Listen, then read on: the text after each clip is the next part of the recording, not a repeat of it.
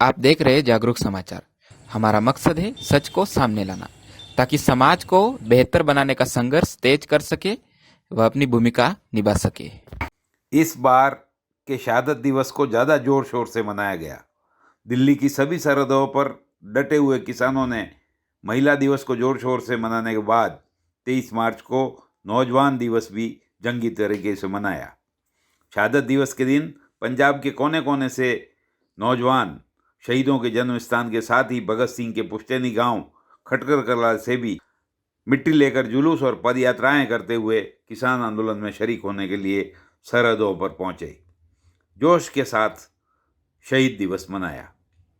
सभी नौजवान लड़के केसरिया पगड़ी में और लड़कियां केसरिया चुन्नियां लहराते हुए कार्यक्रम में शरीक हुए। युवाओं ने कहा कि भगत सिंह जैसे युवा वापस नहीं आएंगे, पर हमें ही अपने दिलों में भगत सिंह विचारधारा की मशाल जलानी है। पूरे देश और दुनिया के कई हिस्सों में इस बार का शहादत दिवस अलग ही जुनून और जोश के साथ मनाया गया। सबने महसूस किया कि डूबती अर्थव्यवस्था, विकराल होती बेरोजगारी और बढ़ती तानाशाही के युग में भगत सिंह की विचारधारा पर आगे बढ़कर ही व्यवस्था में आमूलचूल परिवर्तन लाया जा सकता है। इसी कड़ी में खैरवाड़ा के जागरूक युवा संगठन ने गांव-गांव में भगत सिंह, सुखदेव, राजगुरु, अवतार सिंह, पाश व हंसराज को याद किया तथा साम्राज्यवाद मुर्दाबाद और इनकलाब जिंदाबाद के नारों को बुलंद करते हुए लूट राज को उलटने का संकल्प लिया। उदयपुर जिले में किसान मोर्चा और नगर के विभिन्न संगठनों व सामाजिक कार्यकर्ताओं ने आयड नदी पुल पर स्थित भगत सिंह प्रतिमा के सामने श्रद्धांजलि अर्पित कर सभा का आयोजन किया, जहां वक्ताओं ने क्रांतिकारियों के जीवन से सीखने और उनके बताए पथ पर आगे बढ़ने की ज़रूरत बताई। इस मौके पर हमने उदयपुर के प्रोफेसर हेमेंद्र चंडालिया से बात की और यह जानने की कोशिश की कि भगत सिंह की विचारधारा को मानने वाले लोग इस वक्त इस कठिन परिस्थिति में, चुनौतियों के माहौल में क्या कर सकते हैं। सुनिए। तो 110-15 दिन से जो किसान आंदोलन चल रहा है, उस समय लोगों के ये और अच्छी तरह से समझ में आ गया है कि कार्यपालिका, न्यायपालिका, व्यवस्थापिका, मीडिया और बाकी सारे डेमोक्रेटिक इंस्टीट्यूशंस हैं वो ध्वस्त हो रहे हैं।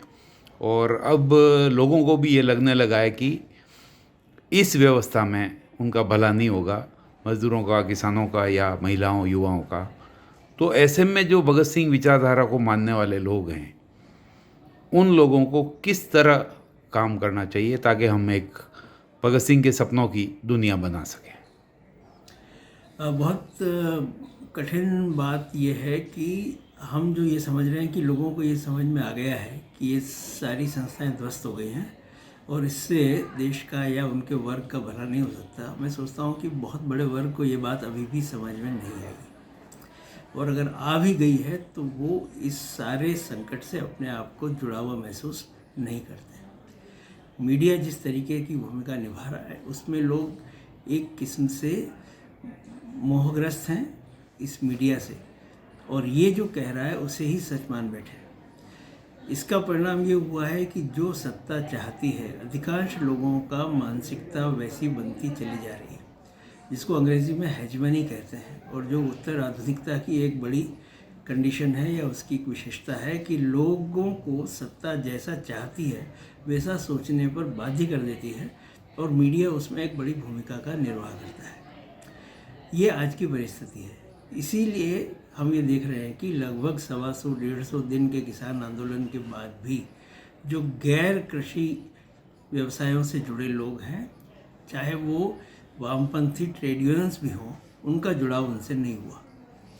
हाल के दिनों में हमने देखा कि रेलवे ने स्ट्राइक किया, LIC कंपनीज़ के कर्मचारियों ने हड़ताल की, बैंक कर्मियों ने हड़ताल की, लेकिन इन सब हड़तालों के किसान आंदोलन के साथ कोई रिश्तेदारी या कोई उनकी समझ नहीं थी। तो ये एक बड़ा संकट है जिसका मुकाबला हमें करना चाहिए। और जो आपने कहा भगत सिंह की विचारधारा को मानने वाले लोग हैं, उनका दायित्व मुझे ये लगता है कि एक जो एकजुटता वर्किंग क्लास के भीतर डेवलप करने की ज़रूरत है, वो भूमिका उनकी है कि वो पूरे के पूरे जो मेहनतकश वर्ग है, चाहे किसान हैं, मजदूर हैं, शिक्षक हैं, विद्यार्थी हैं, दुकानदार हैं, उनके भीतर जाकर के ये बात समझाएं कि उनके हित आपस में जुड़े हुए हैं और जो सत्ता वर्ग है वो एक एक करके उन सबके खिलाफ ऐसे नियम बना रहा है, ऐसे कानून बना रहा है जो अंततः उनको नष्ट कर देंगे और सिर्फ जो एक मुट्ठी भर पूंजीपति वर्ग है उसके लाभ को सुनिश्चित करेंगे। तो ये पूरा का पूरा सवाल मैं सोचता हूँ कि अब एक वर्गीय सवाल बन करके सामने बहुत तेज़ी से उभर गया है, लेकिन हमारी समझ उस तरीके से विकसित अभी नहीं हुई है, ऐसा मैं सोचता हूँ। ख़ासतौर से शिक्षक समुदाय में जिस किस्म की उदासीनता है इन सारे सवालों पर, और जो हम पहले भी कहते थे कि कैपिटलिज्म एक किस्म के व्यक्तिवाद को जन्म देता है और बाकी से स्वयं को अलग करने की बात समझता है। तो अभी जो मिडिल क्लास है या अपर मिडिल क्लास है वो पूरी तरह अपने आप को बाकी के मेहनतकश वर्ग से अलग काट कर देख रही है और इन सारे संकटों में वो ये मानती है कि वो अभी भी सुरक्षित है, जबकि वास्तव में ऐसा है नहीं। तो ये उनके भीतर की जो वर्गीय चेतना का अभाव है उसको भी ठीक करके उनको ये बताने की आवश्यकता है कि उनके हित मजदूर वर्ग के हितों से जुड़े हैं, किसानों के हितों से जुड़े हैं, जो बेरोज़गार लोग हैं उनके हितों से जुड़े हैं और उनकी जो अगली पीढ़ी है उनके लिए हम एक बहुत ही बुरा सपने जैसा देश छोड़ के जाने वाले हैं। जो लोग अभी आईटी सेक्टर में काम कर रहे हैं, युवा बच्चे बच्चियाँ, उनका जीवन अगर आप देखें, उनकी जो लाइफस्टाइल है, उनकी जो सेवा शर्तें हैं, उनको आप देखें तो वो एक मानसिक दास्ता का जीवन जी रहे हैं। उनके पास अपने लिए भी समय नहीं है। कहने को उनके पास पैसा हो सकता है, लेकिन विचार की स्वतंत्रता उनके भीतर बिल्कुल नहीं है, बल्कि विचार करने की कोई इच्छा भी शायद बची हो, ऐसा लगता नहीं।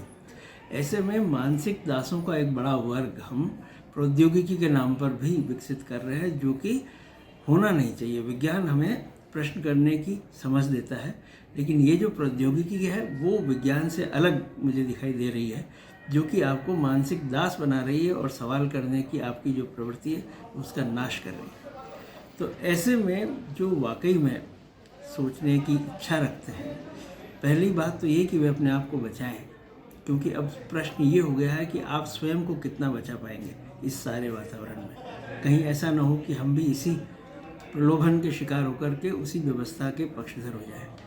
और दूसरा, हमारे साथ जो दूसरे वर्ग के लोग हैं उनको किस तरह से इन सारे संकटों के प्रति सावचेत करें, उन्हें बताएं और कैसे हम ये उनके भीतर सक्रियता विकसित कर पाएँ, क्योंकि ये बहुत बड़ा कठिन दौर है। अभी आप एलिनेशन की बात कर रहे थे, मुझे लगता है कि पूरा का पूरा मध्यम वर्ग और उच्च मध्यम वर्ग इस समय एलिनेटेड है, जिनको न सिर्फ अपने कार्य से एलिनेशन हो गया है बल्कि कार्य के परिणामों से भी एलिनेशन हो गया है। और उनको लगता है कि जो टीना वाली फिलॉसफी है कि देयर इज़ नो अल्टरनेटिव, तो वो हम मतलब विकल्प नहीं है, वो हम सोच रहे थे कि व्यवस्था का, पूंजीवादी व्यवस्था का विकल्प नहीं है। भारत में लोग कह रहे हैं मोदी का विकल्प नहीं है। इसका अर्थ क्या हो कि ये जो विकल्पहीनता का एक ढोंग तैयार किया जा रहा है इस पूरे देश में या दुनिया में, उसको तोड़ने की भी बहुत सख्त जरूरत है। हमें विकल्प एक ऐसा बताना पड़ेगा जैसे कि पाश के शब्दों में, सच जैसे कि हथेली पर सरसों हो। असल में एक बड़ी जो मेरी समझ ये है कि लोगों के भीतर ये भी समझ विकसित करनी पड़ेगी कि कोई रेडीमेड विकल्प नहीं होता किसी भी दौर में। विकल्प का निर्माण होता है और वो निर्माण लोग ही करते हैं, जिनके भीतर चेतना होती है, जिनके भीतर समझ होती है, जिनके भीतर अपने आसपास की परिस्थितियों के आकलन की शक्ति होती है, वही नया विकल्प तैयार करते हैं। मैं नहीं सोचता कि कोई भी समाज किसी रेडीमेड विकल्प को अपना करके अपनी समस्याओं से छुटकारा पा सके। हर समय की परिस्थितियाँ एक नए विकल्प की ज़मीन तैयार करती है और वैसा ही मुझे लगता है कि हमें भी करना पड़ेगा। होना ये चाहिए कि हम ये सोचें कि किस प्रकार के विकल्प को हम गढ़ सकते हैं, या हमारा समय गढ़ सकता है, या हमारा समाज गढ़ सकता है। तो वैसा विकल्प बनाने की दिशा में सोचना प्रारंभ करना पड़ेगा, क्योंकि ये जो सो कॉल्ड डेमोक्रेटिक स्ट्रक्चर है वो अपने लक्ष्य में असफल रहा है, ये साबित हो चुका। संसदीय लोकतंत्र पूरी तरह असफल हुआ है। और मैं तो मजाक में कहता हूँ कि जो मार्क्स स्टेटलेस सोसाइटी की बात करते थे, आज वो स्टेटलेस सोसाइटी आ गई है। Indian state is no more a state, it is now a country ruled by the corporates. तो ये राज्य विहीन कॉरपोरेट द्वारा संचालित देश बन गया है। तो ऐसे में आपकी लड़ाई अब स्टेट से ज़्यादा कॉरपोरेट के खिलाफ होनी चाहिए। मैं सोचता हूँ ये समझ अब विकसित होना ज़रूरी है और इस दिशा में सभी लोग काम इस करें। दिशा में काम करें और ख़ासतौर से अपनी उस उदासीनता से बाहर आएँ, क्योंकि निराशा भी भयंकर है कि भाई ये व्यवस्था जो है बदलने वाली नहीं है।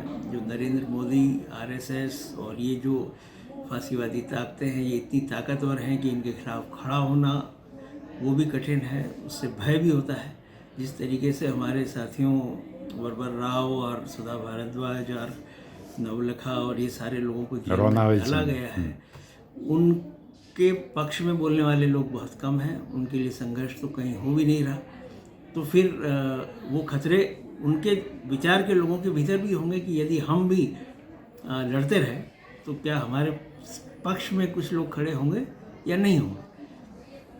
तो इस लड़ाई को कैसे तेज किया जाए और ज़्यादा संगठित होकर के इन विषयों पर कैसे बातचीत करके इस फांसीवादी सत्ता का मुकाबला करके एक नए दुनिया, नए विश्व, नए भारत की निर्माण की दिशा में सोचा जाए। मुझे लगता है कि ये सारे सवाल हैं, बड़े कठिन सवाल हैं, कॉम्प्लिकेटेड भी हैं।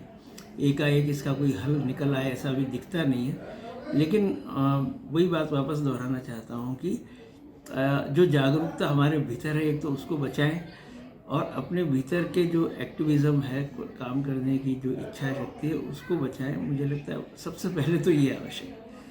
धन्यवाद। आप देख रहे थे जागरूक समाचार। अगले सप्ताह फिर मिलेंगे नई जानकारी और समाचार के साथ। आपसे निवेदन है कि चैनल को लाइक करें, सब्सक्राइब करें और शेयर अवश्य करें। धन्यवाद।